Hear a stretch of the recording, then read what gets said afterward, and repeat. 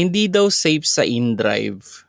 Pero on my own perspective, no, I feel more safer sa in-drive. Kasi nakikita ko naman kung saan papunta. And I have the option to accept or ignore kung sa tingin ko hindi sa akin safe yung destination o yung dadaanan ko papunta doon sa destination. Kaya doon sa mga nagsasabing kulang ang safety or hindi safe sa in-drive, I would say na I feel more safer. Bakit? Kasi nga, yun nga 'di ba? Nakikita mo na nga yung pick up, nakikita mo na yung destination, and yung route niyan, alam mo naman siguro na.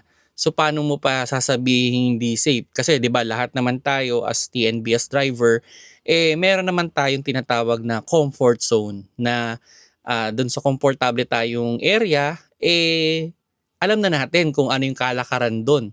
Alam na natin kung saan yung pinakamalapit na police station or barangay or kung saan man yung ospital. So, paano natin masasabi na hindi tayo safe, no?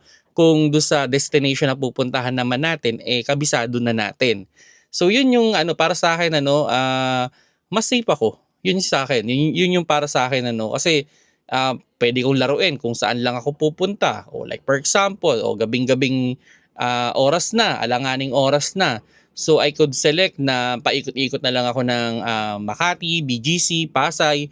So diyan sa area na yan, alam na alam ko na kung saan yung mga barangay, police station, kung ano man yung saan ako tatabi, ano yung safe na lugar. So wala akong worries Pero yung ibabato ko kung saan-saan na hindi ko naman kabisado o hindi ko naman ako komportable, doon siguro hindi ko mafe-feel na safe ako.